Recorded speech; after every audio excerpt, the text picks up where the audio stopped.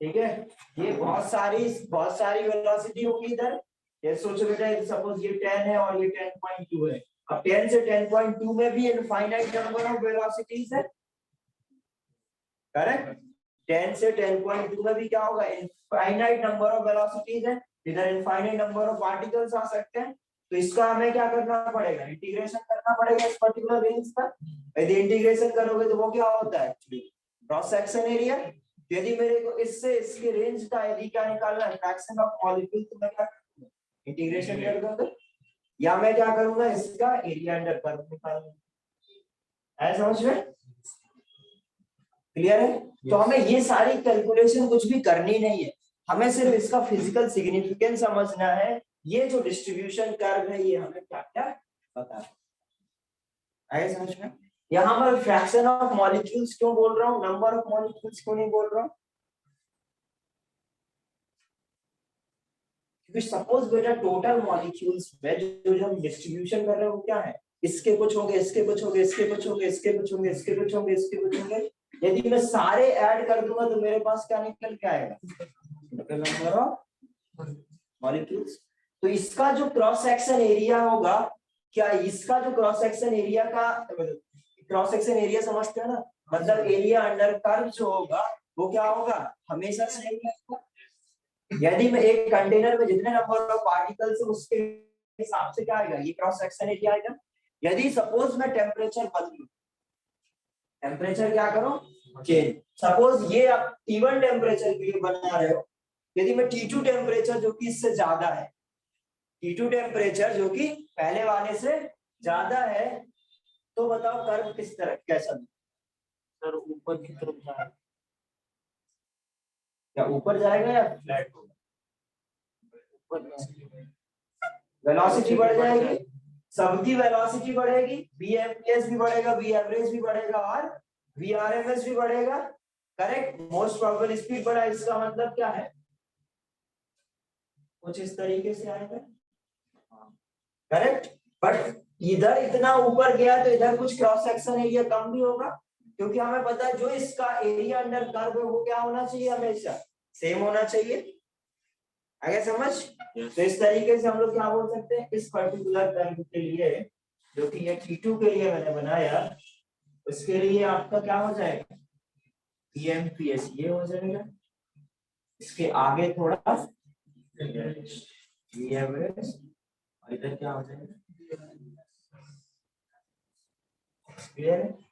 तो इस कर्व को देख के हम ये बता सकते हैं, यदि दो कर्व आपको दे दे तो आपको कोई बता देगा कि किसका Vrms Vmps किसका ज्यादा होगा, किसका कम होगा, करेक्ट। यदि कोई कर्व बना के दे दे तो आप टेम्परेचर बता सकते हो, T1 और T2 में रिलेशन क्या होगा, कौन ज्यादा कौन कम होगा, करेक्ट। तो ये जो कर्व है ये आपको बेसिकली जो आपके एक कंटेनर के अंदर पार्टिकल्स हैं उनकी स्पीड का डिस्कशन करने को पता चल सकता है, उनकी हम लोग वेलोसिटीज स्पीड के बारे में डिस्कस कर सकते हैं, किसकी स्पीड क्या होगी, कितनी कौन सी ऐसी स्पीड है जिनके पार्टिकल्स ज्यादा होंगे, कम होंगे, क्या होंगे, ये सारा डिस्कशन हम ये इधर पे कर सकते हैं। क्लियर है? लिखो जरा पोस्टुलेट्स या असम्पशन हेडिंग डाल के लिखो। अब देखो ये जो भी कर्व बनाए जाते हैं वो सब बेटा प्रोबेबिलिटी है, ठीक है, क्या है, प्रोबेबिलिटी है। जो हम लोग भी डिस्ट्रीब्यूशन करेंगे, अब ये जो पार्टिकल्स हैं वो इस स्पीड के हैं या नहीं हमें नहीं पता ना, हमें हर एक पार्टिकल का स्पीड तो कैलकुलेट करेंगे नहीं, बट हम लोग एक प्रोबेबल स्पीड निकालते हैं, रेंज निकालते हैं, ठीक है, उसका और एक फंक्शन बनाएंगे, बेसिकली उसका डिस्ट्रीब्यूशन क्या कर देते हैं, हम ड्रॉ कर देते हैं। इसका मैथमेटिकल फंक्शन भी बता सकता हूँ, बट वो सब अपने सिलेबस में है नहीं, ठीक है, कुछ कुछ लोग पढ़ाते हैं बट जरूरत नहीं। देखो जरा, it is based upon theory of, it is based, पहला assumption देखो इसमें, it is based upon theory of probability,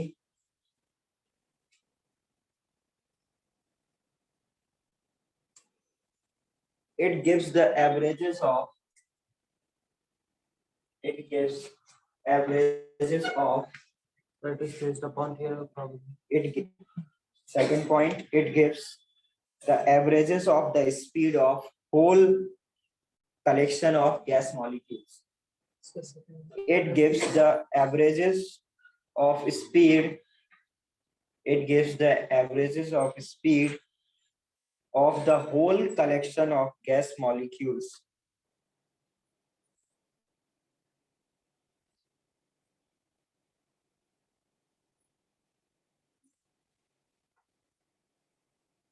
Speed of next point. Speed of gaseous molecules. Speed of gaseous molecules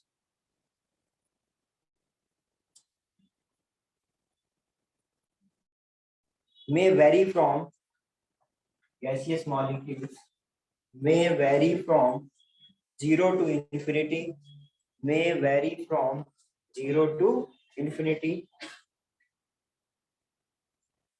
The Maxwell distribution of speed, the Maxwell distribution of speed, point.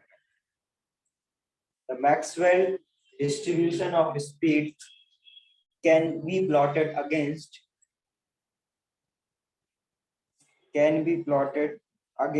fraction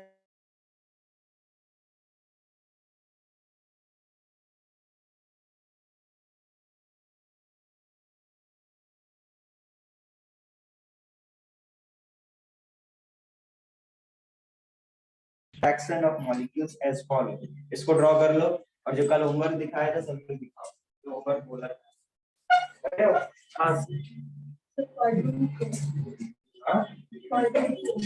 इसका part 1 क्यों किया part 2 बोला था मैंने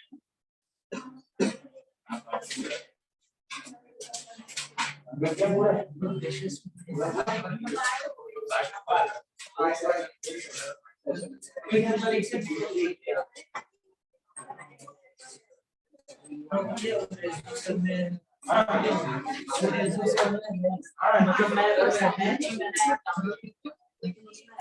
ये absent था तेरे को तो पता था कि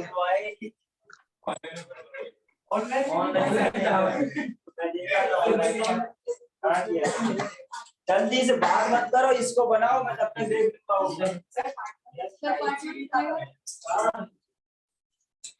आपस में एक दूसरे का कॉपी दिखाओ मैं समझ रहा हूँ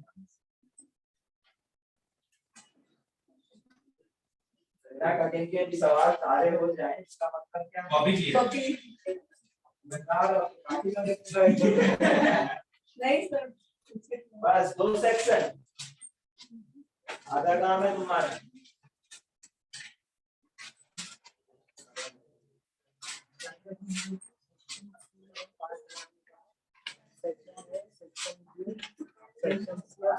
सेक्शन बी पैसे चलो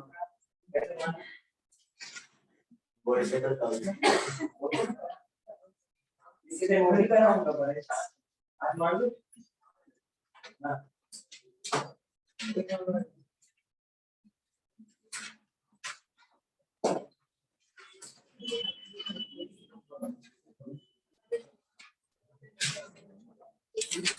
सारे हो गए क्या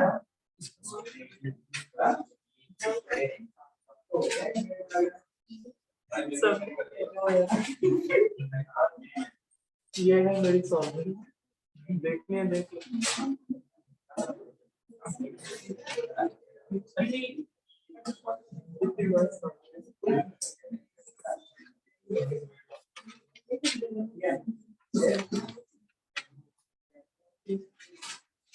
इसका छाप अरे मुझसे तो मांगो नेटवर्क मैंने किया एक क्वेश्चन टाइप करके सॉल्यूशन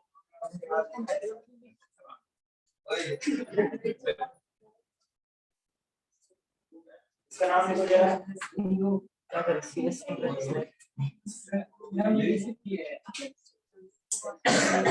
हाफ नेटवर्क फिर भी इसका नाम लिखो भाई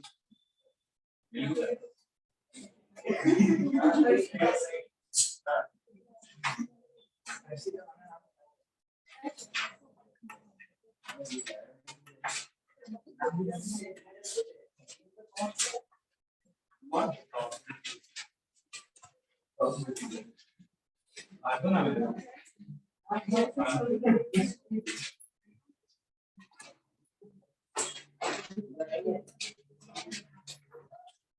बताइए सर, देख के या छापा है कैलकुलेशन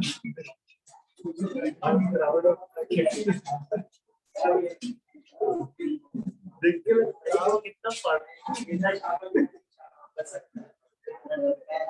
इतना कुछ पढ़े यार कुछ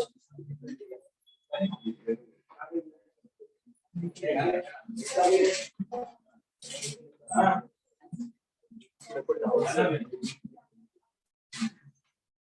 मेजर डाउट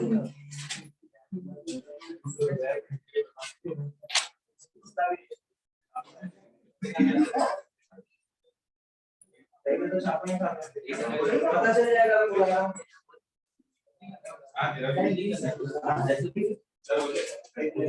ठीक है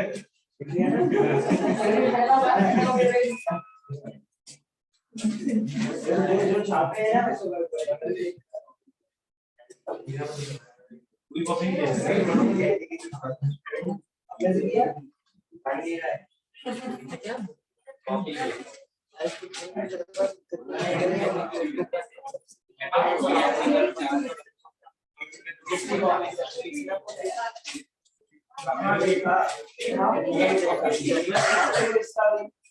गूगल देखना पाप उसके घर में साफ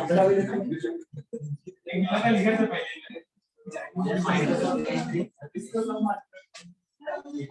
इसका भी लिख दो उसका भी लिखा था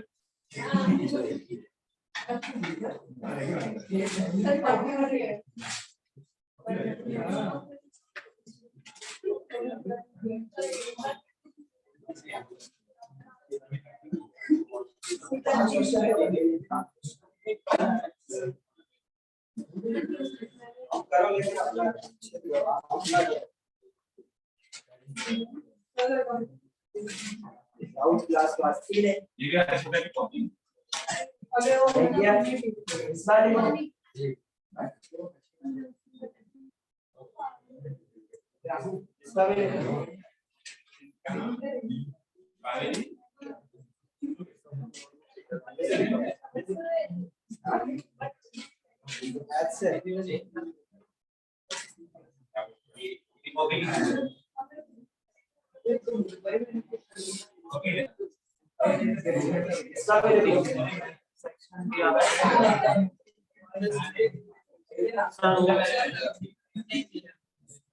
इसका भी देखो सर 5-6 दिन से मांग रहा है गणपत सर से, लेकिन वो बोल रहे हैं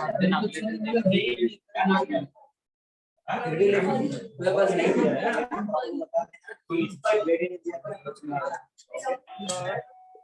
इसका लिखो सर मुझे डाउट है डाउट डाउट क्लास में आते क्यों नहीं सर। मैं आज क्या डाउट किया था आज क्या रिश्तेदार है डाउट किया।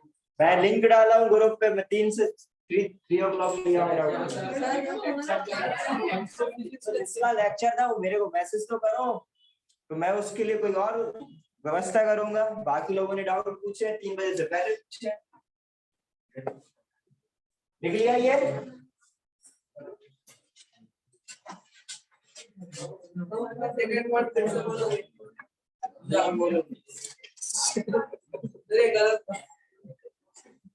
गलत बात तेरे लिए। अच्छा ये बताओ क्या होता है ये सही लिखा है सर? नहीं पता सर। ये T2 यदि बड़ा है तो VRMS छोटा कैसे होगा? सर VRP तो फ्रैक्शन ऑफ मॉलिक्यूल इंक्रीज हुए, स्पीड नहीं इंक्रीज हुआ है। स्पीड इस एक्सेस में है, स्पीड तो कम ही हुआ है ना। स्पीड यदि कम हुआ है तो क्या होगा? T1 बड़ा होगा T2 से, समझे? ऊपर गया मतलब फ्रैक्शन जो मोस्ट प्रॉफिट स्पीड का जो नंबर ऑफ मॉलिक्यूल्स है वो इंक्रीज होगा बट स्पीड तो कम ही हुआ है ना। इस एक्सेस में स्पीड है, इसको करेक्ट करो। आपका मैसेज डेट भेज दी। हां भेज दो। मेरे पास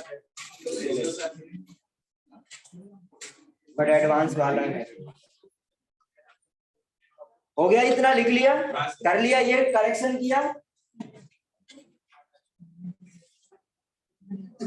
अब जरा ऑब्जर्वेशन लिखो, हेडिंग डाल के लिखो। इससे हम लोग क्या क्या देख सकते हैं, क्या क्या हम लोग इससे पता कर सकते हैं, क्या क्या ऑब्जर्वेशन हम लोग को मिल सकता है, वो हेडिंग डाल के लिखो।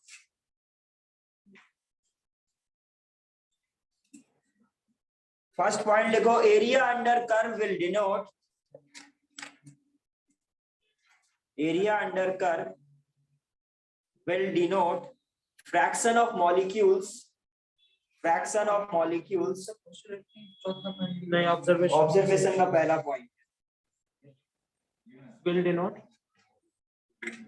denote fraction of molecules area under curve मैंने बताया था area under curve will denote fraction of molecules having speed between 0 to infinity.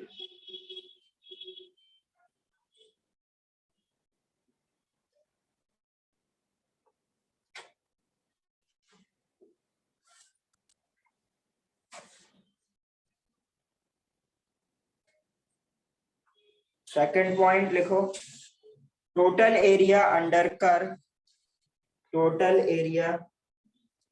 curve will be constant.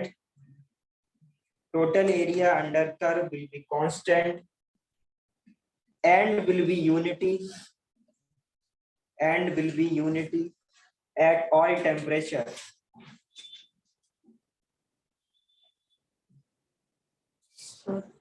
Her temperature पे यूनिटी कैसे होगा? सबका एक क्रॉस सेक्शन एरिया तो सेम ही होगा ना, ठीक है। इसका जो एरिया अंडर कर्व वही फ्रैक्शन ऑफ मॉलिक्यूल्स, वही तो समझा रहा था। सबको ऐड करोगे, सारे फ्रैक्शन को ऐड करोगे तो क्या आएगा, वही तो आएगा। थर्ड लिखो, area under curve between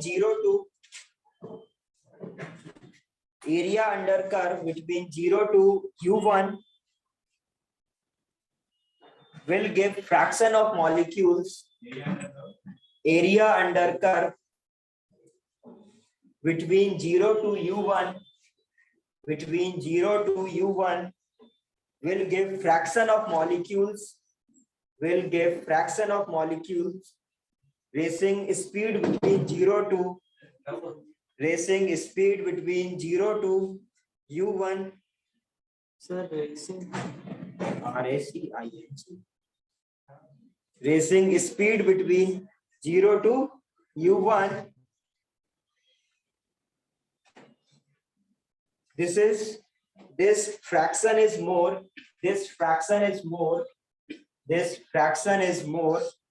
at T1 and is less at T2. Sir ये पर difference Area under curve between 0 and U1 will give fraction of molecules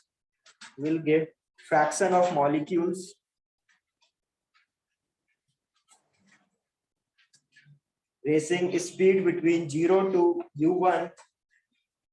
This fraction is more at T1 and is less at T2.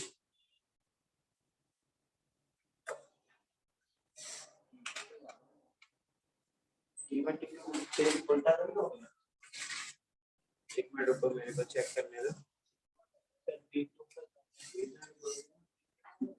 ये वाला क्या है, T1? पढ़ रहे हैं और फिर इधर चेंज कर दिया ना, T1 स्विच कर लो, जहाँ T1 लिखा होगा T2, जहाँ T2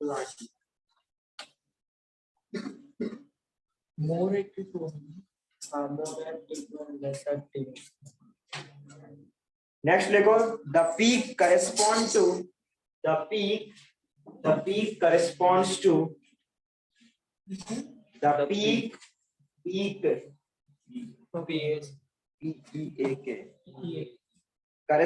to most probable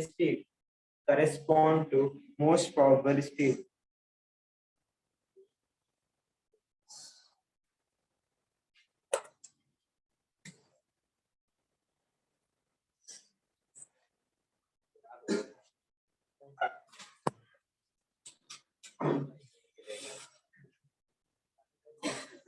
ठीक है। अब यदि सोचो, यदि मैं आपसे बोलूं कि ये M1 के लिए है, ये M2 गैस के लिए, M1 बड़ा होगा या M2 बड़ा होगा? सर की क्या है? मोलर मास, गैस के मोलर मास है M1 और M2।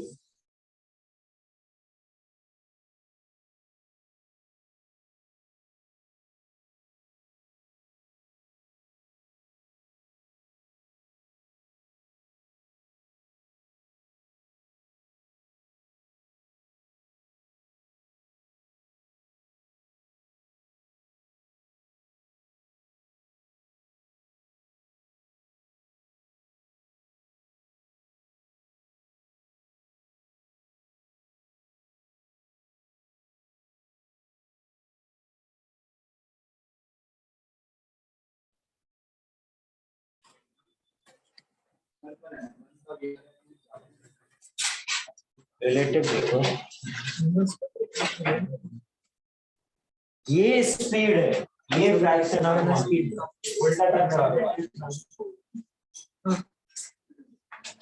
मॉलिक्यूलर वेट के इनवर्सली प्रोपोर्शनल है, ठीक है। तो VRMS इसका काम है, तो इसका मॉलिक्यूलर वेट क्या होगा? ज्यादा होगा। चलिए M1 इज ग्रेटर देन, यार इस तरीके से आपको ग्राफ बना के देगा और आपसे पूछेगा कि M1 ज्यादा होगा, M2 ज्यादा होगा, किसका वेलोसिटी ज्यादा है, किसका पीक ज्यादा, समझ गए? बट हमेशा याद रखना जितना जो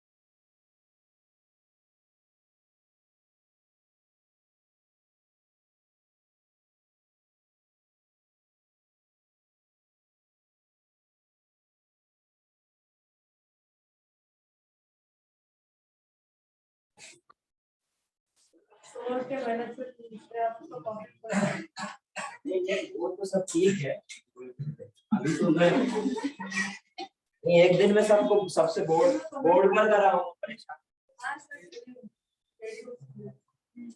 जरूरी है। अरे तुम लोग नहीं वापस में करो, मेरे को पता है कौन करके आया कौन नहीं आया, मैंने तुम बता दिया देख के।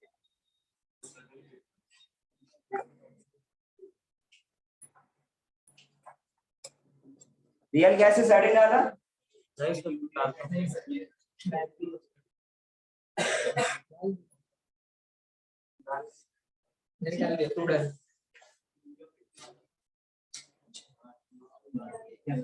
चलो रियल पढ़ लो, उसके बाद पढ़ा। वैसे वो है कुछ नहीं, जो मोल में हम लोग करते हैं वो सेम काम करना होता है। ट्यूडोमेट्री बाकी था, वो हम लोग पढ़ लेंगे बाद में। पहले रियल क्या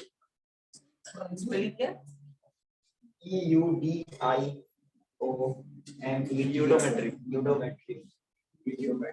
चलो इधर देखो, उसको हम लोग पढ़ लेंगे। वैसे वो जो हम लोग मोल में पढ़ते हैं, जस्ट सिंपल क्या, जो मोल में हम लोग कैलकुलेशन कर रहे थे, मोल के सॉलिड था, लिक्विड था, सब कुछ था। बट इधर क्या होगा, सिर्फ गैसेस, ठीक है। तो गैसेस में हम लोग क्या कर सकते हैं, जो काम हम लोग मोल के लिए कर रहे थे वो काम हम लोग वॉल्यूम के लिए कर सकते हैं, प्रेशर के लिए कर सकते हैं। तो एग्जैक्टली सेम है, कुछ अलग नहीं है, उसमें कोई नया कॉन्सेप्ट नहीं सीखने को मिलेगा। बट फिर भी हम लोग कर लेंगे, जब ये खत्म वॉल्यूम है तब बताना तुम्हें उसको, ठीक है। रियल गैसेस एडिड डाला, उसमें क्वेश्चन करेंगे बस, ज्यादा और कुछ नहीं। तो रियल गैसेस क्या होते हैं, सबसे पहले ये समझते हैं। तब मैं जब आपको केटीजी पढ़ा रहा था तब मैंने आइडियल के बारे में बहुत कुछ बताया कि गैस एक्चुअली में ऐसी होती है, बट हम आइडियली उसको ये एज्यूम करें। वो आपको ये पता चल गया कि आइडियली आप किसको बोलोगे तो आप ये बता सकते हो कि रियल गैस क्या होगी। क्या होगी रियल गैस? नॉर्मली जो हम लोग को पता है कि जो आपके पार्टिकल्स के बीच में क्या होता है, इंटरमॉलिक्यूलर अट्रैक्शन होता है, बट टिकलेस। इधर पे हम जीरो नहीं, कुछ ना कुछ अट्रैक्शन जरूर हो, ठीक है। यदि जीरो हो गया तो आइडियल, यदि जीरो नहीं है तो मतलब सिंपल बात बोलूं एक लाइन में, तो जो आइडियल नहीं है वो सब क्या है, समझ गए। अभी क्या बेसिकली जो जीरो बोला था वो जीरो नहीं होगा, जहां पर इलास्टिक कोलिजन बोला था वो इलास्टिक कोलिजन नहीं होगा, जहां पर बोला था कि इनके पार्टिकल के बीच जो जो आपके जो मॉलिक्यूल्स है उनके पार्टिकल आइडेंटिकल शेप के थे, उनको मैंने पॉइंट माना था, उनके बीच का स्पेस बहुत ज्यादा माना था। इधर पे हमें ऐसा कुछ भी नहीं, ठीक है। मतलब अब हम लोग थोड़ा सा मतलब सर आइडियल केस में जो भी पोस्टुलेट्स थे उनका उल्टा, हाँ उनको हमें अब नहीं है, करेक्ट। तो सबसे पहले हम लोग थोड़ा रियल और आइडियल पर देखें, कंपैरिजन करेंगे। सपोज इधर गैस के मॉलिक्यूल्स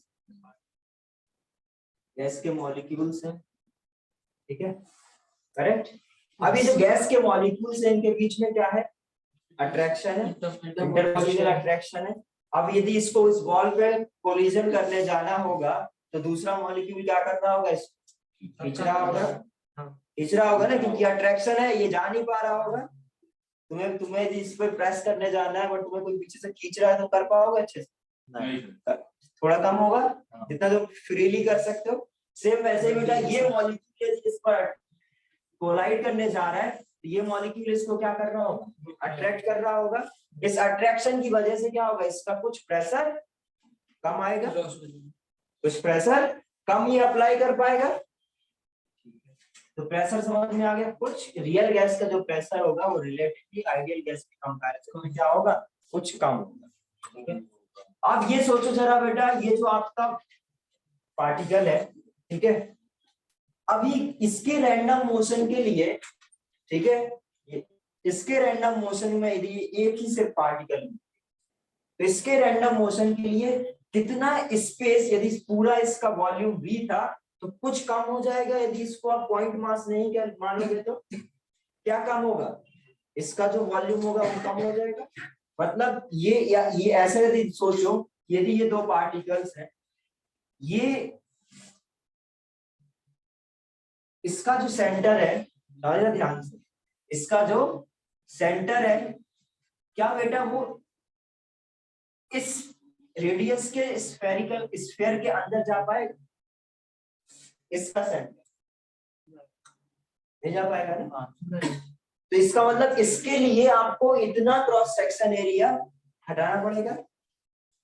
मतलब वो सर्कल क्या है, ये एक मॉलिक्यूल है, ठीक है, एक ये मॉलिक्यूल, ठीक है। अब सपोज इसको हमें देखना, ये कंटेनर के अंदर सिर्फ दो मॉलिक्यूल, समझना ध्यान से, यदि इस कंटेनर के अंदर ये दो मॉलिक्यूल है तो अब यदि इसको इसमें रैंडम मोशन करना है तो इसके लिए इस वॉल्यूम का कितना वॉल्यूम कम हो जाएगा, वो ये तो पूरा कम होगा ही होगा। हाँ, नहीं आ रहा है समझ में बेटा, अभी तुम अकेले हो रूम में तो पूरा रूम में तुम घूम सकते हो। अब ये भी खड़ा हो गया और ये ऐसे हाथ फैला ठीक है, तो आप क्या तुम इसके इस जो हाथ का इसका जो सर्कल है क्या इसके अंदर जा पाओगे, नहीं जा पाओगे ना। तो आपको क्या करना पड़ेगा, टोटल का ये जो जितना ये पूरा क्रॉस सेक्शन एरिया आ रहा है उसको सेपरेट करना पड़ेगा।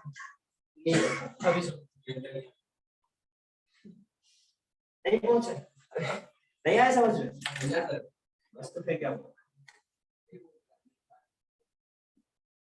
देखो ये जो मॉलिक्यूल है, अब हम लोग क्या करेंगे, यदि मैथमेटिक्स देखें थोड़ा सा, तो इधर पे क्या ये मॉलिक्यूल है, ठीक है, इसके इस एक जो ये रेडियस होगा, इस रेडियस का जो मैं स्फीयर ड्रॉ कर रहा हूँ, इसके अंदर क्या इसका ये सेंटर जा पाएगा कभी, क्योंकि बेटा इसके अंदर तो ये घुस नहीं जाएगा, करेक्ट, इससे टकराएगा तो ये वाला तो इसके पेरिफेरी पे ही मिनिमम जा सकता है और तो कुछ होगा नहीं। तो हमें क्या करना पड़ेगा, इस रेडियस का वॉल्यूम सब्ट्रैक्ट करना पड़ेगा, किससे, टोटल वॉल्यूम से।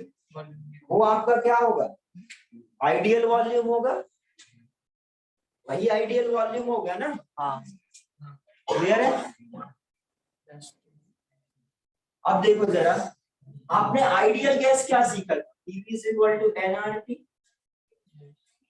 PV is equal to nRT, P क्या था, प्रेशर, बट प्रेशर तब बेटा जब उनके बीच में इंटरमॉलिक्यूलर फोर्स नहीं है। करेक्ट।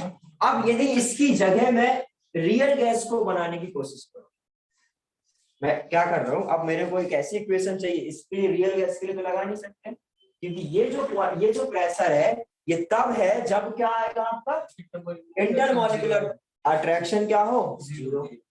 अब अट्रैक्शन के वजह से क्या होगा, कुछ प्रेशर कम हो रहा है, यदि उस प्रेशर में मैं कुछ ऐड कर दूं तो वो क्या हो जाएगा, आइडियल गैस का प्रेशर हो जाएगा।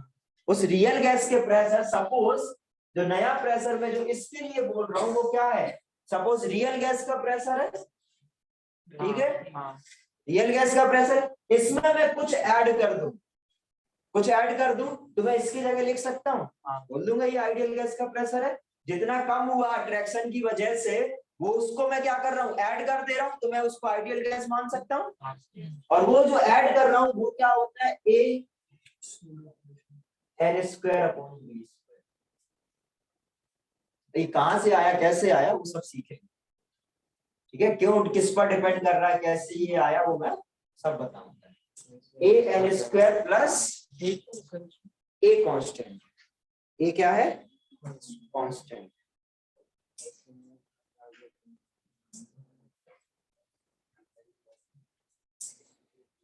अब जरा समझते हैं वॉल्यूम को, ठीक है, ये आइडियल गैस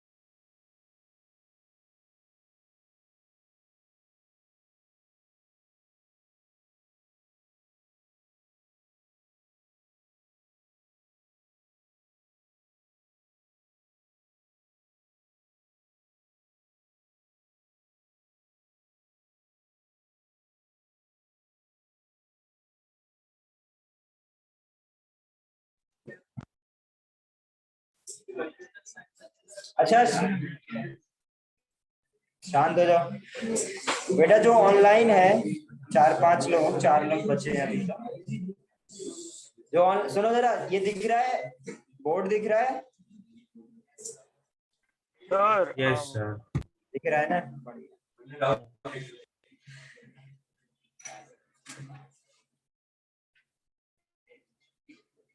इधर देखो जरा,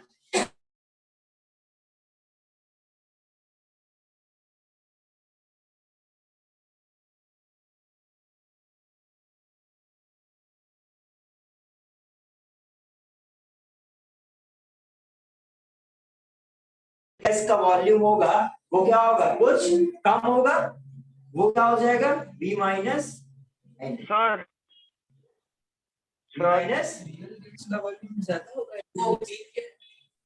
गैस का वॉल्यूम, ठीक है, बट उसमें हमें क्या करना पड़ेगा, जो आइडियल मानोगे, आइडियल क्या होता है, आइडियल में रख रहे हैं ना, आइडियल में रखेंगे तो क्या होगा, B minus N B is equal to N R. Sir कोई कुछ बोल रहा है, क्या बोल रहे हो बेटा, सर थोड़ा मार्कर थोड़ा डार्क यूज करो ना, यहाँ पे लाइट कैसे दिख नहीं रहा है कुछ कुछ। अच्छा अच्छा, ठीक है, ठीक, अभी ठीक है, यस सर।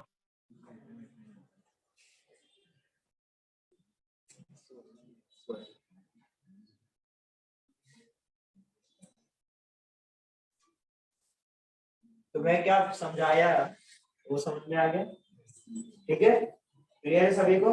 तो इसी इक्वेशन को हम लोग क्या बोलते हैं, van der Waals equation. Basically real gas के लिए जो हम लोग ने क्या करा, फर्स्ट इक्वेशन समझा, ये उसने कैसे सोच के ये इक्वेशन। अब ये इनकी जो वैल्यूज है, ये कांस्टेंट है, ये सब कहां से आया, ये हम लोग को देखो, ये आपको समझ में आ गया होगा। ए जो फैक्टर है, ये कौन सा, ए और बी ये दोनों कांस्टेंट, ठीक है। ए किस लिए कांस्टेंट आया, क्योंकि अट्रैक्शन की वजह से, ठीक है। यदि मॉलिक्यूल्स में अट्रैक्शन ना हो तो ए क्या हो सकता है, जीरो, करेक्ट। तो ऐसा भी हो सकता है एक टाइम ऐसा हो जब अट्रैक्शन ना हो बट साइज तो कंसीडर कर रहे हैं, तब भी रियल गैस नहीं होगा, तब भी आइडियल गैस नहीं होगा, करेक्ट। ऐसे सोचो जब आपका क्या अट्रैक्शन हो बट साइज कंसीडर ना कर रहे हो, तभी केस हो सकता है, तब भी क्या होगा, रियली होगा, ठीक है। तो इस तरीके के हमें डिफरेंट डिफरेंट केसेस समझ, ये समझ में आ गया। अब जरा समझते हैं, तो अब ये डेरिवेशन करना है, अभी क्या डेरिवेशन करना, ये मैं सबको भी कराऊंगा, ठीक है। अब हम लोग यदि समझ थोड़ा और समझे इसमें, तो आइडियल और रियल में कितना डेविएशन आ रहा है, आइडियल और रियल में कितना डेविएशन आ रहा है, मतलब रियल और आइडियली उसी गैस को यदि मैं आइडियली अज्यूम करूं तो कितना डेविएशन आ रहा है, उसको डिफाइन करने के लिए एक नया टर्म हम लोग डिफाइन करते हैं, कंप्रेसिबिलिटी फैक्टर, जेड। क्या करते हैं, कंप्रेसिबिलिटी फैक्टर, इसको क्या बोलेंगे, जेड। और वो क्या होता है, वो होता है आपका V ideal upon V real, ठीक है। या ऐसे समझो, वो भी मॉडल, ऐसे समझो जरा, suppose PV is equal to क्या होता है, nRT, ठीक है। अभी यदि ये आइडियल नहीं है तो ये PV is equal to nRT आएगा नहीं, कुछ अलग आएगा। उसके लिए हम लोग क्या कर देते हैं, इधर पर एक फैक्टर मल्टीप्लाई कर, या तो PV is equal to nRT, या ये कम होगा या ये ज्यादा होगा, या ये ज्यादा या ये कम होगा, वो क्या होगा, मतलब किस फैक्टर का मल्टीप्लाई करके PV is equal to nRT हो जाए, उसको हम लोग क्या बोलेंगे, आपकी आइडियल गैस इस फैक्टर से डेविएट करे, वो क्या हो जाएगा आपका कंप्रेसिबिलिटी।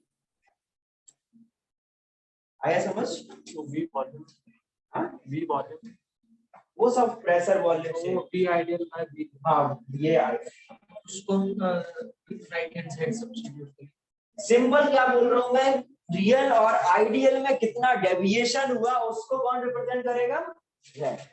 कितना डेविएशन आया उसको हम लोग क्या बोलेंगे, कंप्रेसिबिलिटी फैक्टर। मतलब जो यदि PV is equal to nRT, Z1 हो गया तो क्या बोल दोगे, आइडियल है, कोई डेविएशन नहीं है।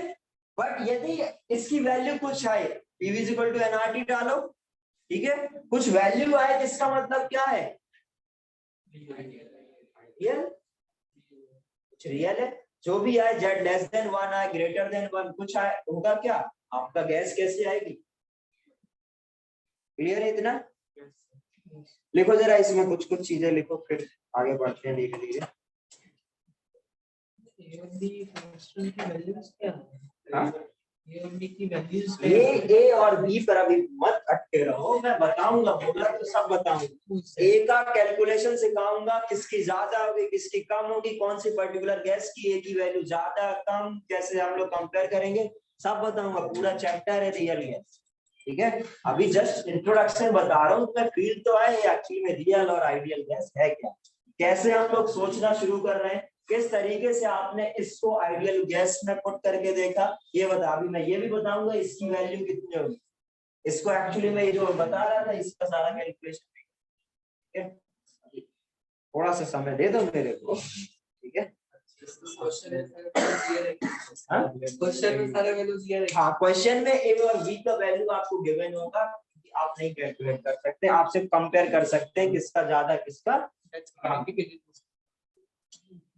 देखो जरा इसमें, हाँ लिखना, थोड़ा सा लिखना शुरू करो, जितना मैं अभी इतने देर से बोल रहा था उसको थोड़ा बहुत दिखा दूं। Real gases do not obey real gases do not obey ideal gas laws.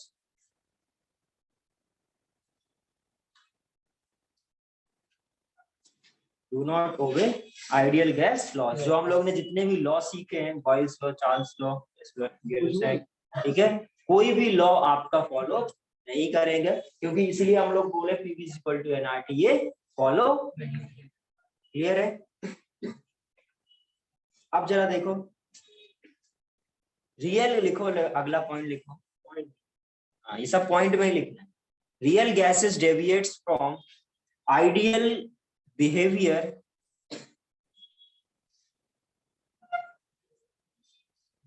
real gases deviates from ideal behavior because कौन से दो फैक्टर मैंने आपको बताए क्यों आपका डेविएशन आ रहा था?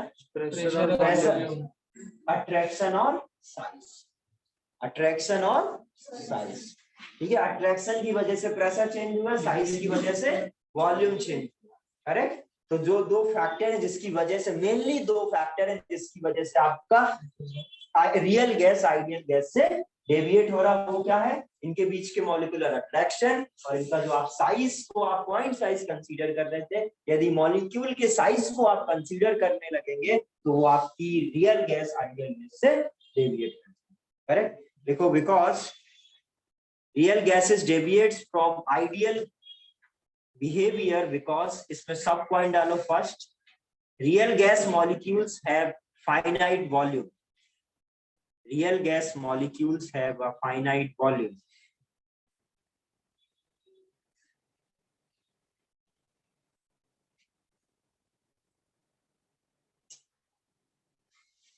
Correct?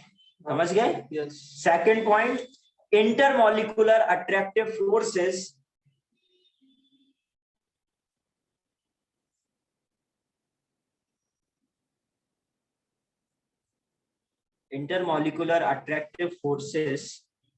between real gas molecules is not zero, is not zero. Exact zero होगा तो आइडियल, और यदि जीरो नहीं होगा तो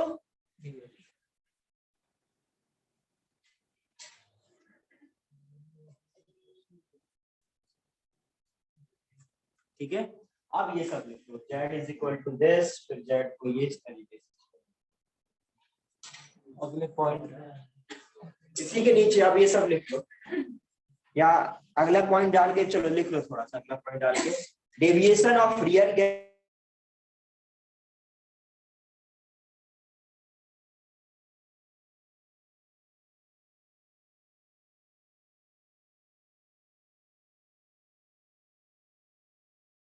by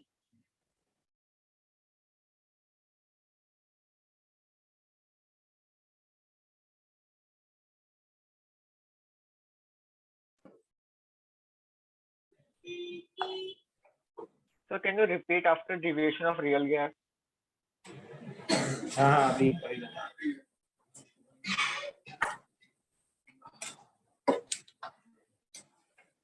deviation of real gases from ideal behavior can be measured by using compressibility factor, can be measured by using compressibility factor Z. अब ये सिर्फ इतना लिखो अभी,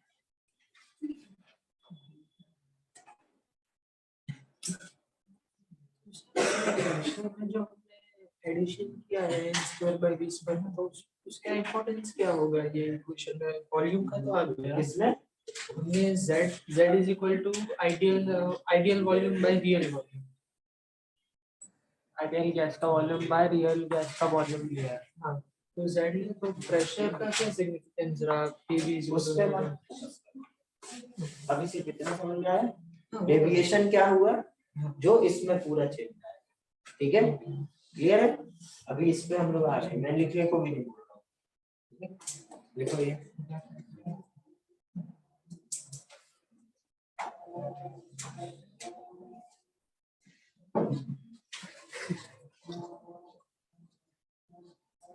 ड्रिल हो रहा है, नीचे ड्रिल हो रहा है नीचे।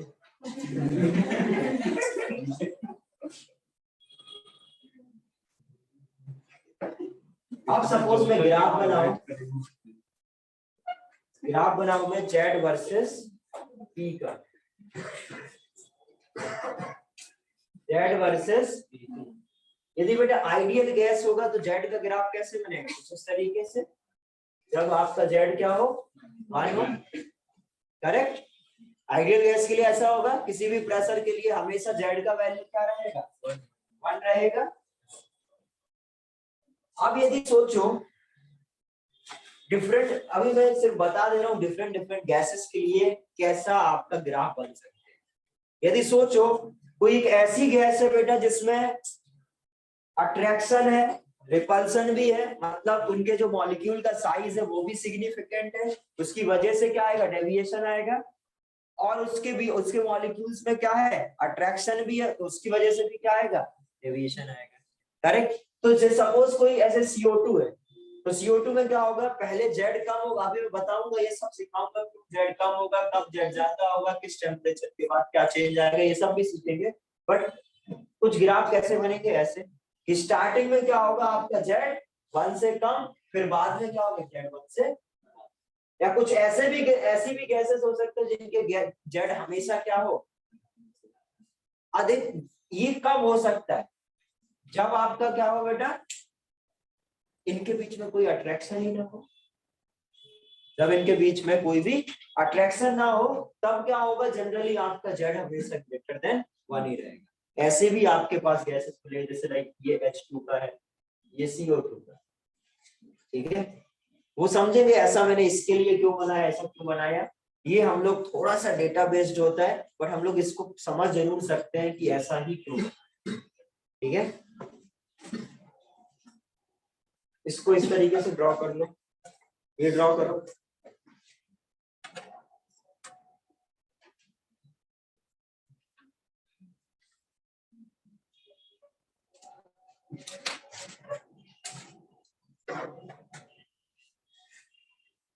Z वर्सेस P है ना सर? हाँ जेड वर्सेस,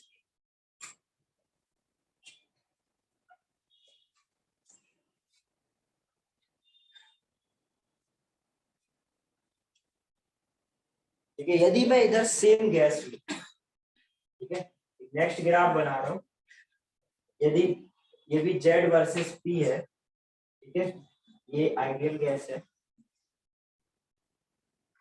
करेक्ट। अब यदि मैं सेम इसको क्या करूं, डिफरेंट टेम्परेचर में बनाने की कोशिश करूं, तो सपोज कुछ ग्राफ कुछ ऐसे बने,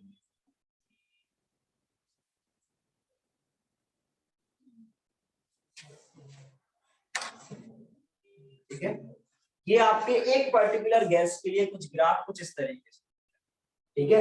ये समझो, ये सपोज डिफरेंट टेम्परेचर के लिए बनाया, ये मैं T1 के लिए बनाया,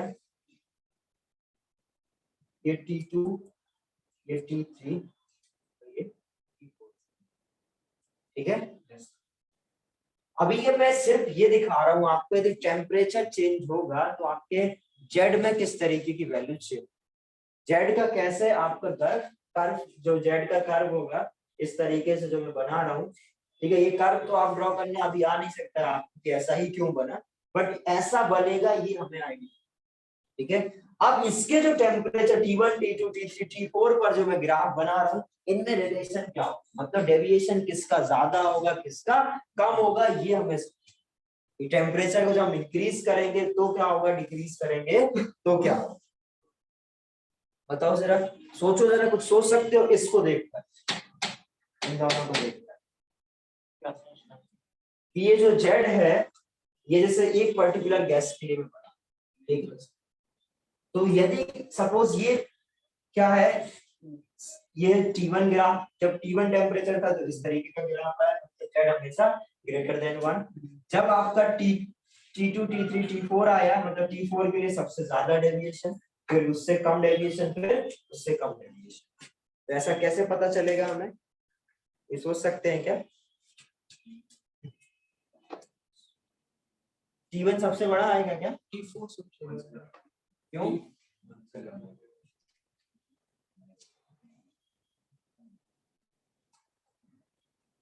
सर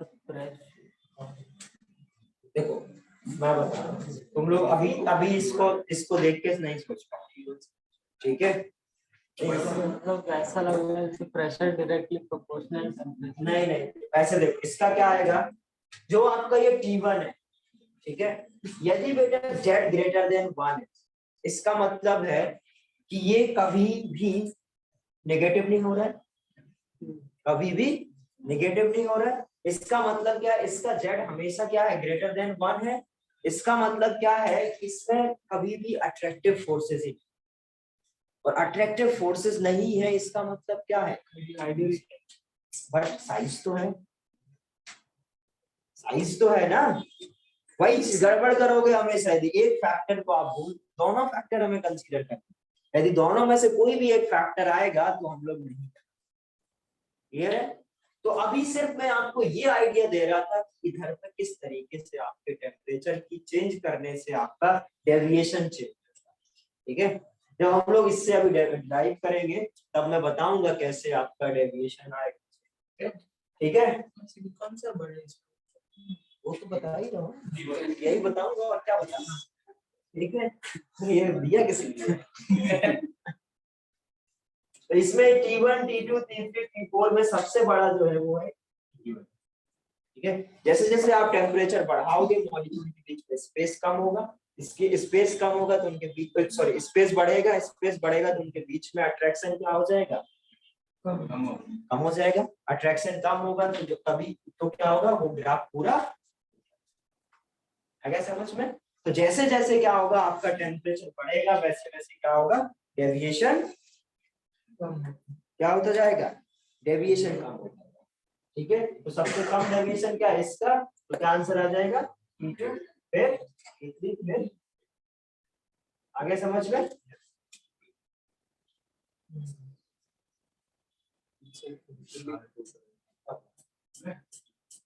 ये खास है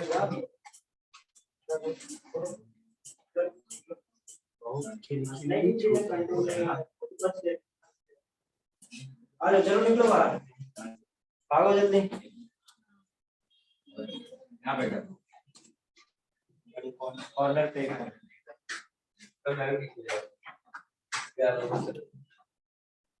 दोबारा यदि क्लास डिस्टर्ब हुई तो दोनों बाहर जाओगे, लिख लिया ये, अब नोट करो ये।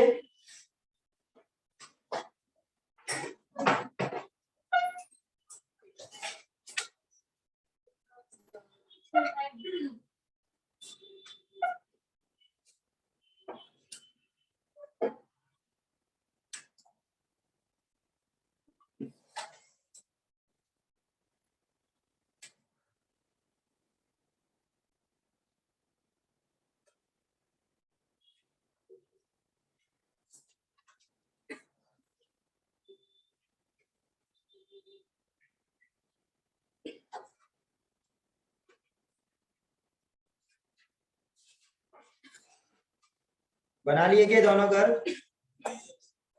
बनाओ इसको।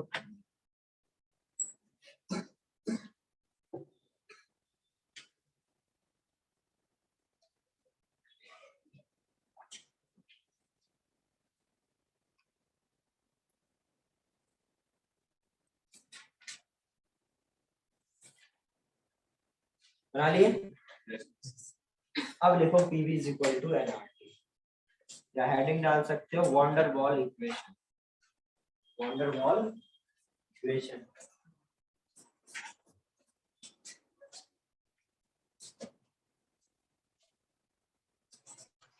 वॉन्डर बॉल equation,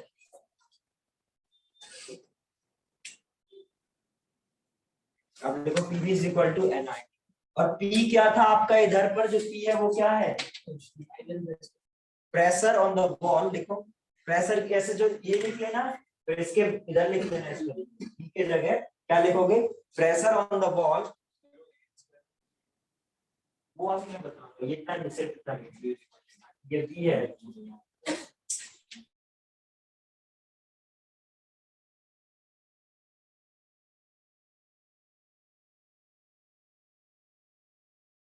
of container without intermolecular forces, यही था।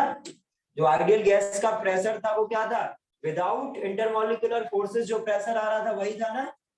तो मैंने क्या लिखा, प्रेशर की जगह क्या लिखूंगा मैं, pressure on walls of container without intermolecular force।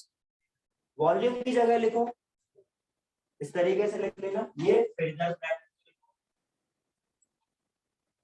Volume available for motion, volume available for motion of Sir, molecules, intermolecular forces का क्या है? अट्रैक्शन, फिर ब्रैकेट में लिखो, इतना बड़ा बड़ा लिख लिया, लेकिन लाइन में लिखना चाहिए था, ठीक है, इनटू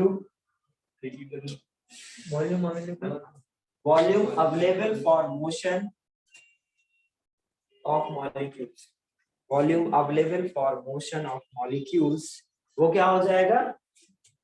तो इसलिए मैं ऐसे लिखा रहा हूं जिससे मैं ये बोल सकूं, ये मैंने जो कैलकुलेट करा वो क्या किया, pressure available without intermolecular forces, इसमें क्या लिखूंगा, volume available for motion of molecules. Clear है। तो इसको मैंने क्या किया, इससे रिप्लेस, क्योंकि आइडियल गैस में हम लोग ने P = nRT तो ड्राइव कर लिया था, बट एक्चुअल में P क्या था और V क्या था वो अभी समझ में आया, क्योंकि हमें क्या करना पड़ा, अभी ये हम लोग ने। क्लियर है। अब ये इक्वेशन लिखो, फिर उसके बाद हम लोग इसके डेरिवेशन। जैसे वंडरबल इक्वेशन, हाँ, सब उसी के नीचे, ये तो आप पहले लिख चुके हो, इसको लिख लो बस। जो मैंने ये प्रेशर का टर्म बताया, वॉल्यूम का टर्म = क्या है, nRT। इसकी जगह आप ये लिख सकते हो, इसकी जगह ये तो सेम ही रहेगा।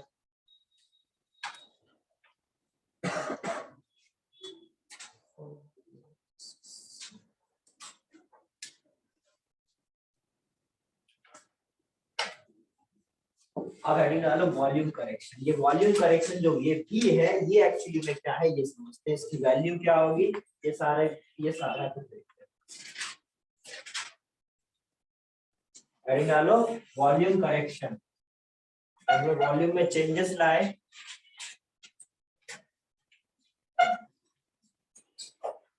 तो अभी मैंने क्या बोला था, यदि एक मॉलिक्यूल है, सर वो an सबस्क्रिप्ट में या फिर a के बाद ही है, ये पूरा A × n है और n number of an² b² b - nb = nRT। n क्या है, नंबर ऑफ मोल्स, a और b कांस्टेंट है, बाकी जो देख रहे हो T लग रहा है वो प्रेशर है, जो b लग रहा है वो मोल। ठीक है। अब यदि सपोज ये एक गैस मॉलिक्यूल, एक गैस एटम है या मॉलिक्यूल या ठीक है, अभी इसकी वजह से यदि एक और मॉलिक्यूल आ जाए, तो मैंने समझाया था बेटा कि इतना जो वॉल्यूम होगा वो एक मॉलिक्यूल की वजह से क्या होगा, होगा, करेक्ट। तो ये सपोज इसका रेडियस r है, इसका भी क्या है r, एक मॉलिक्यूल का वॉल्यूम कितना होता है, वॉल्यूम ऑफ मॉलिक्यूल। स्फेरिकल है तो क्या लिखोगे, 4/3 ठीक है, करेक्ट। ये तो मॉलिक्यूल का। अब इधर से यदि मेरे को निकालना हो एक्सक्लूडेड वॉल्यूम, जिसको मेरे को क्या करना पड़ेगा, एक्सक्लूड करना पड़ेगा उससे, एक्सक्लूडेड वॉल्यूम वो क्या हो जाएगा, r/4/3 pi plus r whole square, r plus r, क्योंकि हमें ये पूरा रीजन हटाना पड़ेगा ना, जिसका रेडियस कितना है 2r। सर 2r नहीं लेगा ना, मतलब सबका शेप इस बार अलग अलग है। अभी आइडियली b को कैलकुलेट करने के लिए हम लोग क्या करेंगे, सेम ही लेना पड़ेगा, अदरवाइज नहीं कर सकते। ठीक है, तो ये क्या 4/3 पाई 2r। ठीक है, अब ये एक्चुअली में आया कितने के लिए था, ये एक्सक्लूड कितने में हो रहा है, 2 मॉलिक्यूल के। ठीक है, ये इतना कम हो जाएगा कितने के लिए, 2 मॉलिक्यूल। तो एक मॉलिक्यूल के लिए यदि निकालना है और 1 मॉलिक्यूल, तो क्या हो जाएगा, डिवाइडेड बाय, ठीक है, ये क्या है 4/3 पाई 8r³/2, ये क्या आ जाएगा 4 इंटू 4/3 पाई आर क्यूब, ठीक है, 4 इंटू 4/3। ये क्या है एक्चुअली में, एक मॉलिक्यूल की वजह से कितना वॉल्यूम एक्सक्लूड करना, आया समझ में। तो ये आपको ये क्या हो जाएगा इक्वल टू, तो बी का मतलब समझ में आ गया क्या है, जो वॉल्यूम इस पर्टिकुलर वैल्यू को हम लोग क्या रिप्रेजेंट करेंगे, ये एक फॉर वन मॉलिक्यूल, इसमें यदि n का मल्टीप्लाई कर देंगे तो क्या आ जाएगा, जितने भी कंटेनर में n मतलब मोल्स, यदि मोल्स का मल्टीप्लाई कर देंगे,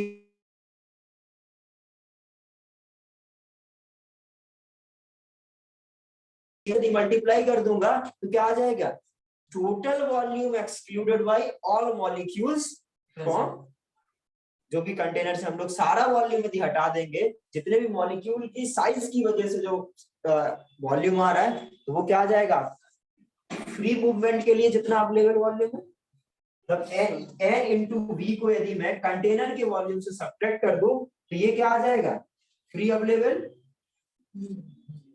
है समझ में। सर उसी को मैं क्या लिख रहा हूँ, v माइनस, सर वो एक्सक्लूडेड वॉल्यूम दो मॉलिक्यूल्स के लिए कैसे आने समझा ये दो मॉलिक्यूल की वजह से इतना वॉल्यूम गायब होगा इन दोनों मॉलिक्यूल के रैंडम मोशन के लिए, ये दोनों मॉलिक्यूल एक दूसरे को क्या करेंगे, इतना वॉल्यूम के अंदर नहीं जाने देंगे, या तो इसको बोलोगे तो इसके नहीं अंदर जाने देंगे, इसका बोलोगे इसके अंदर। इन दोनों मॉलिक्यूल की वजह से क्या हो रहा है, इस जितना ये 2r रेडियस का स्फीयर बन रहा है वो दो मॉलिक्यूल की वजह से आ रहा है, हमें एक मॉलिक्यूल का निकालना है, ये मैंने क्या निकाला, ओनली फॉर, क्लियर है। तो एक मॉलिक्यूल की वजह से जो आया वो क्या आ गया इतना, इसी में हम लोग यदि नंबर ऑफ मोल्स मॉलिक्यूल्स को मल्टीप्लाई कर देंगे तो क्या आ जाएगा, total volume excluded, total volume exclude, इसको हमने क्या करा, v से सब्ट्रैक्ट कर दिया तो क्या आ जाएगा, free available volume for the motion, correct.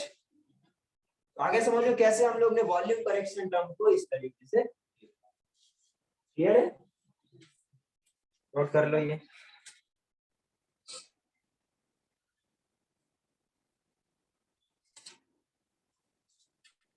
बोलो आया समझ में या नहीं आया, सर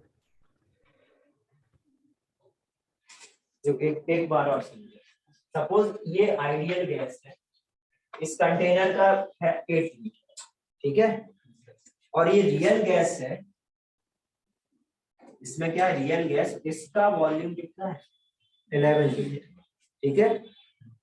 अब इसमें आइडियल गैस है ये, तो इसका जो अवेलेबल मोशन होगा, अवेलेबल वॉल्यूम होगा फॉर फ्री मोशन, वो कितना होगा 8 लीटर, बट इस ये यदि इसका क्या है 11 लीटर है और इसका जो एनवी का वैल्यू है वो 2, तो अवेलेबल वॉल्यूम इसके मोशन के लिए कितना होगा, ऐसा समझ में, क्योंकि ये जो मॉलिक्यूल की वजह से जो मोशन, जो मॉलिक्यूल्स की वजह से जो वॉल्यूम था वो n इंटू बी है, सारे एक मॉलिक्यूल की वजह से b था, सारे मॉलिक्यूल की वजह से n into B, n into B जो मॉलिक्यूल जो आया वॉल्यूम वो सपोज 2 है, तो मेरे को इससे क्या कर देना चाहिए, 2 सब्ट्रैक्ट कर देना चाहिए, तो मेरे पास क्या आ जाएगा अवेलेबल वॉल्यूम 2 और फ्री मोशन, तो 11 माइनस 2 9, क्लियर है, अभी समझ में आ गया। तो हमने क्या करा, एक मॉलिक्यूल था, इधर दो मॉलिक्यूल्स थे, उसकी वजह से कितना एक्सक्लूड हुआ वो निकाला, वो क्या होगा 4/3 पाई 2r होल क्यूब, बट वो दो मॉलिक्यूल के लिए था, एक के लिए निकालेंगे तो कितना आया, ठीक है, एक के लिए आया, तो इसको हम लोग ने क्या करा, n का मल्टीप्लाई करके क्या कर दिया, सारे मॉलिक्यूल्स का आ गया, नोट कर लो।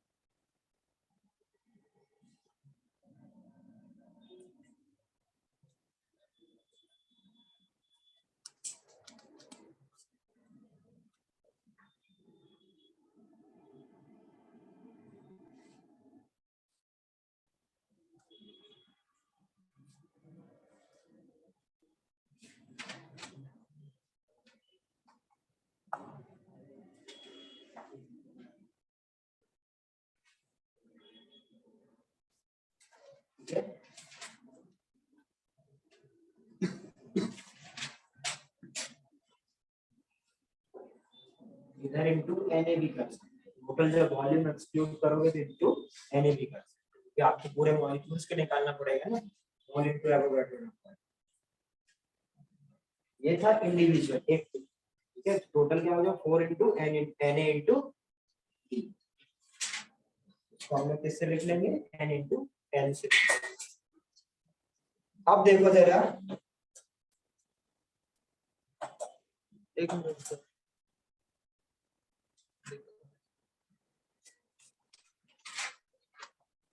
अब देखो प्रेशर करेक्शन, ये हो गया, देखो देखो जल्दी लिखो, फिर हेडिंग डालो प्रेशर करेक्शन।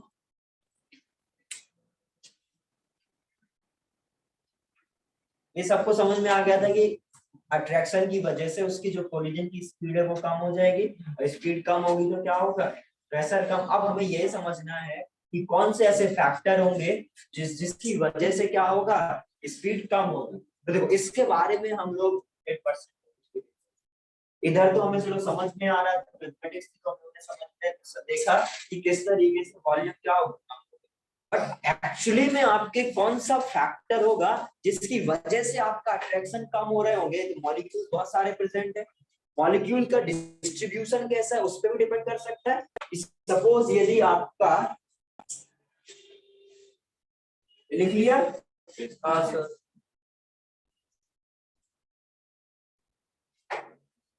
यदि सपोज ये इधर पे मॉलिक्यूल्स हैं, फिर हॉल पे जाके टकराते हैं। अब ये जो मॉलिक्यूल्स हैं, इधर पर एक मॉलिक्यूल के साथ और बहुत सारे कितने मॉलिक्यूल्स हैं, उस पर भी इसका अट्रैक्शन डिपेंड कर सकता है। मतलब बेसिकली इनका डेंसिटी कैसा है उस पर डिपेंड कर सकता है। और क्या डिपेंड कर सकता है, इसके एक मॉलिक्यूल जिसको टकराने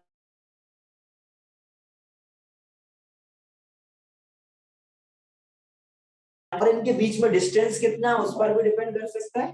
करेक्ट। तो हमें यही समझना है बेटा, यदि ये वॉल है, इधर पर यदि सपोज एक मॉलिक्यूल को कोलाइड करने जाना है, तो ये बहुत सारे, ये भी क्या करेगा, ये भी अट्रैक्ट करेगा, ये भी अट्रैक्ट करेगा। तो इनका डेंसिटी कैसा है उस पर डिपेंड कर सकता है, इनका अरेंजमेंट कैसा है उस पर डिपेंड कर सकता है, इधर पर कितने नंबर ऑफ मॉलिक्यूल्स प्रेजेंट है उस पर डिपेंड कर सकता है। Correct.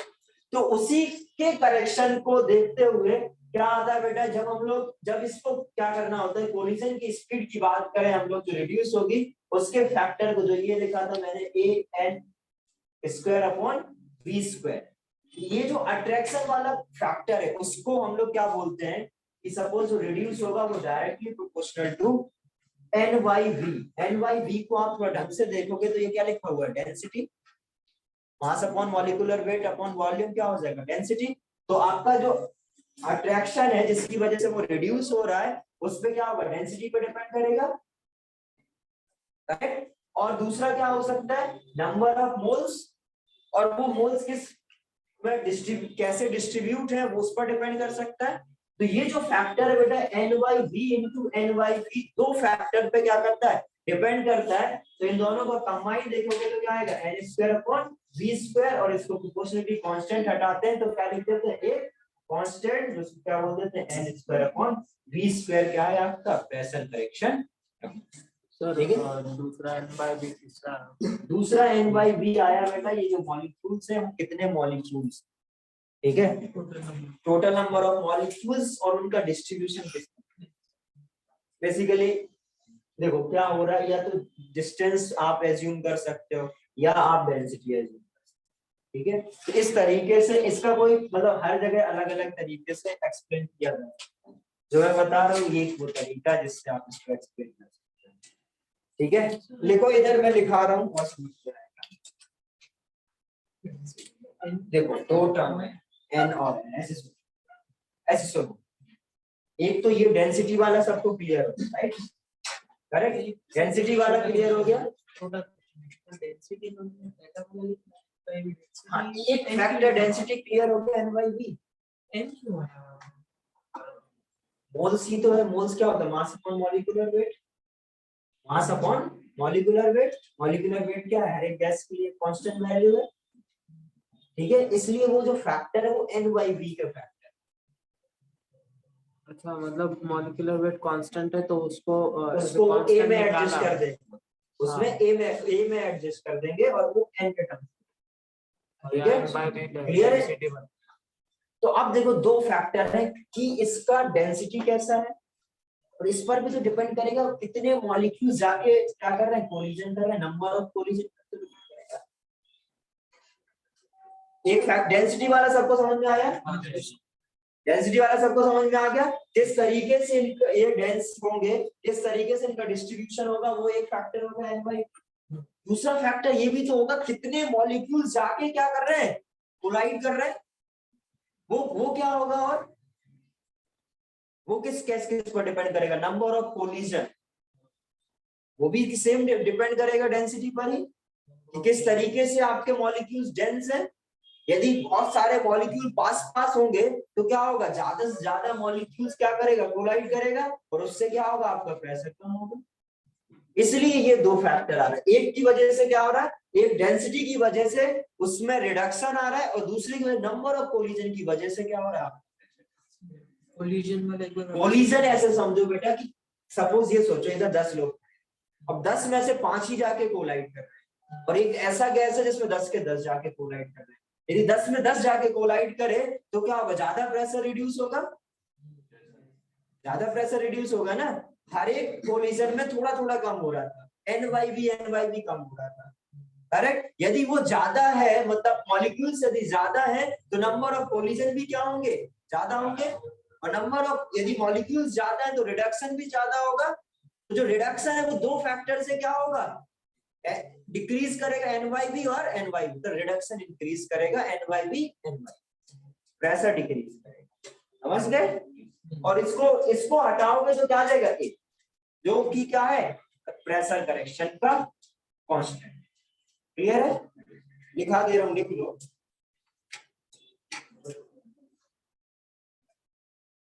Due to these attraction, speed during collision will be reduced. Speed during collisions, due to these attraction, speed during collision will be reduced.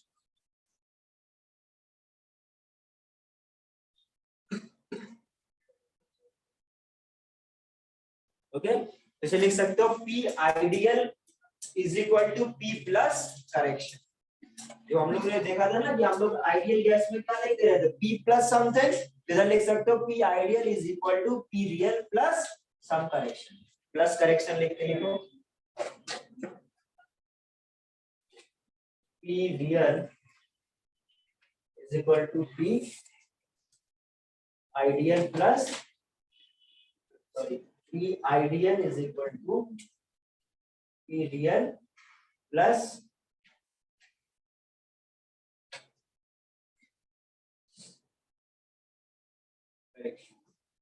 समझ गए। तो जो रिड्यूस होगा प्रेशर एक्चुअली में कम आएगा, उसमें हम कुछ ऐड कर देंगे तो क्या आ जाएगा, आइडियल का आ जाएगा प्रेशर, उसको हम लोग रिप्लेस कर देंगे, रियल प्लस करेक्शन टर्म। देखो correction term directly proportional to,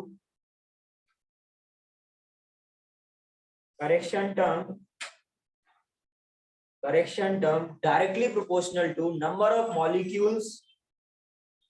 number of molecules attracting the colliding molecule, number of molecules attracting the colliding molecules, correct. इसी की वजह से क्या हो रहा था, आपका नंबर ऑफ कोलिजन कम हो रहे थे, directly proportional to N by, and इसी में लिख लो नेक्स्ट, जैसे ये लिखा था नंबर ऑफ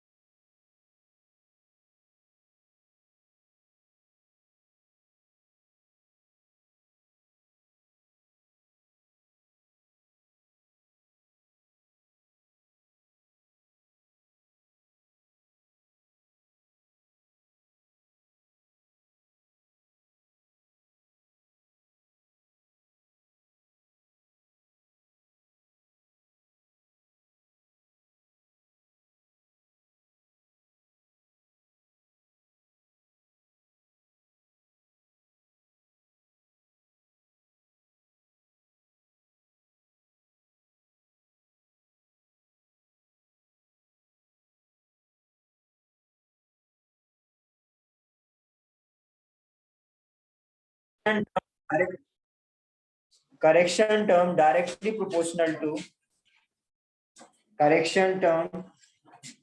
proportional to ये सेकंड पॉइंट है करेक्शन में। करेक्शन पहला NYP देख लिया, दूसरा करेक्शन क्या है? Correction term directly proportional to density of molecules directly proportional to NY। ठीक है, इधर लिख सकते हो net correction term,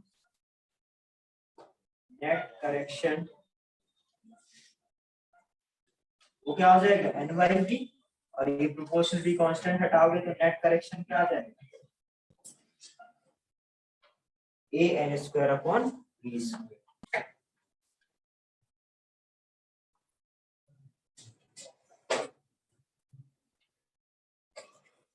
sir first point repeat करोगे? आप डिस्कनेक्ट हो गए थे। क्या पहला पॉइंट? फर्स्ट, हाँ आप डिस्कनेक्ट हो गए थे। फर्स्ट पॉइंट ना, yes sir. correction term directly proportional to number of molecules, correction term directly proportional to number of molecules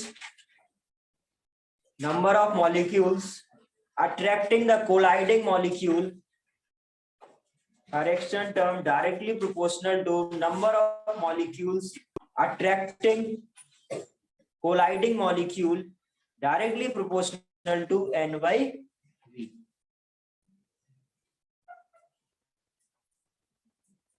ठीक है, तो दोनों NYV क्या हो जाएगा? डायरेक्टली प्रोपोर्शनल टू N²/V², और प्रोपोर्शनलिटी कांस्टेंट हटाएंगे तो AN²/V। क्लियर है? तो ये इक्वेशन समझ में आ गया कैसे लिखा? वॉन डेर वाल इक्वेशन समझ में आ गया? क्या क्या फैक्टर है? जो B है वो साइज ऑफ मॉलिक्यूल है, और A क्या है? Attraction constant. Correct, simple. अब आ गया समझ में A और B का क्या मतलब है? क्लियर है?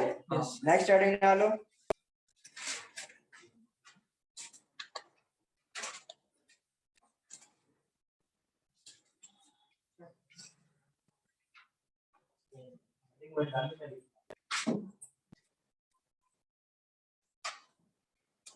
तो van der Waals equation for 1 mole क्या हो जाएगी? Van der Waals equation for 1 mole, देखो van der Waals equation for 1 mole क्या हो जाएगी? N की जगह 1 डाल दो तो क्या आ जाएगा? P plus AV², V minus B is equal to RT।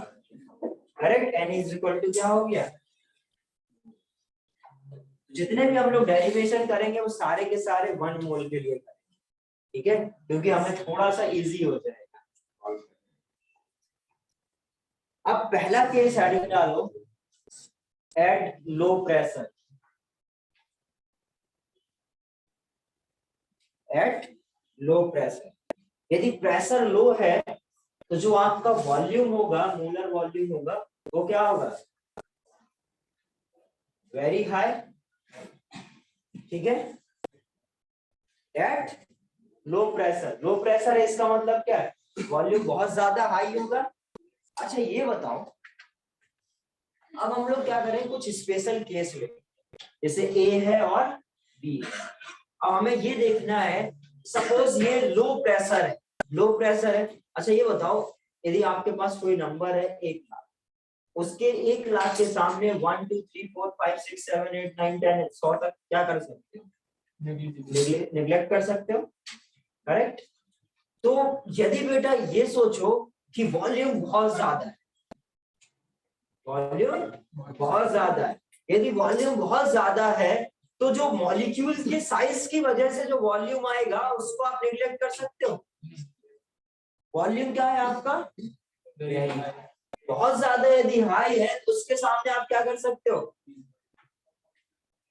Molecules की वजह से जो एक्सक्लूड हो रहा था वॉल्यूम, उसको आप क्या कर सकते हो? नेग्लेक्ट। मतलब V माइनस NV को आप क्या लिख सकते हो? V। करेक्ट, यदि V माइनस NV को V लिख दोगे तो कैसा इक्वेशन क्या हो जाएगा? ये V प्लस AV²। और क्या A को इग्नोर कर सकते हैं क्या? लो प्रेशर पर A को इग्नोर कर सकते हैं क्या? देखो A जो है वो क्या? अट्रैक्शन अट्रैक्शन की वजह से कुछ कम होगा, प्रेशर की वैल्यू बहुत लो है, सपोज 5 है, 5 के सामने क्या 1 को इग्नोर करोगे? 20%। नहीं हो सकता ना, इसलिए हम लोग ए को इग्नोर नहीं कर सकते, बट हम लोग बहुत ज्यादा वॉल्यूम में बी को इग्नोर, तो क्या आ जाएगा?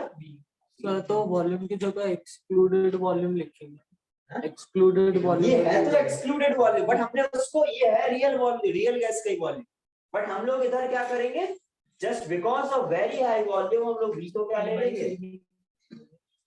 तो मतलब वो वॉल्यूम एक्सक्लूडेड वॉल्यूम है ना, वो जो लिखा है volume will be very high, ऊपर लिखा है आपने जो, वो एक्सक्लूडेड वॉल्यूम है ना, एक्सक्लूडेड वॉल्यूम विल बी ये आपका रियल गैस का, रियल गैस है जो कंटेन, जो रियल गैस है उसका वॉल्यूम बहुत ज्यादा है, ठीक है, तो उसके सामने जो मॉलिक्यूल्स की वजह से वॉल्यूम जिसको हम लोग डी कैलकुलेट करे थे, उसको हम लोग क्या करें, मतलब बी को 0 लिया तो बी माइनस बी 0, तो इधर मैंने करेक्ट, इसको मल्टीप्लाई करो तो ये क्या आएगा, PV plus A upon B is equal to,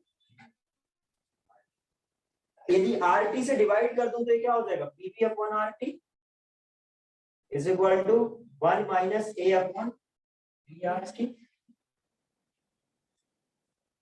simple maths नहीं आती है, बी का मल्टीप्लाई कर दिया है, आरटी से डिवाइड कर दिया है, तो भी ऐसे देख रहे हैं क्या कर दिया है। क्लियर है? इसको क्या लिख सकते हैं, बी अपॉन आरटी को जेड, यही जेड बोला था ना, PV is equal to N R T, मैं जेड इधर मल्टीप्लाई एन 1 है तो पीवी अपॉन आर टी को क्या लिख सकता हूँ, इधर क्या आ गया जेड ए अपॉन,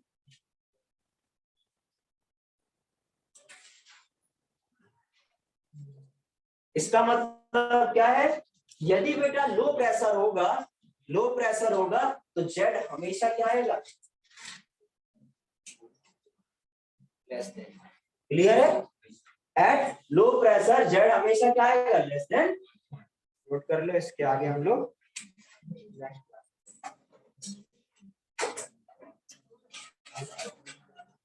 अरे लिख तो लो,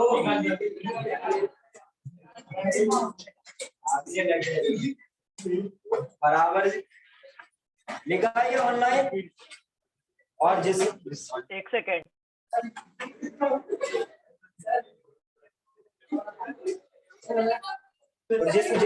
जिस इधर में जिसका कॉपी लिखा है वो लोग दोबारा दिखाएंगे, ठीक है, जिसमें जिसका इधर कॉपी लिखा है और जिसने इधर किया नहीं है वो लोग मेरे को कल दिखाएंगे, कल नहीं है जब भी है तब दिखाओ, ये मेरे पास रहेगा। Sir done. भी कॉपी किया ना?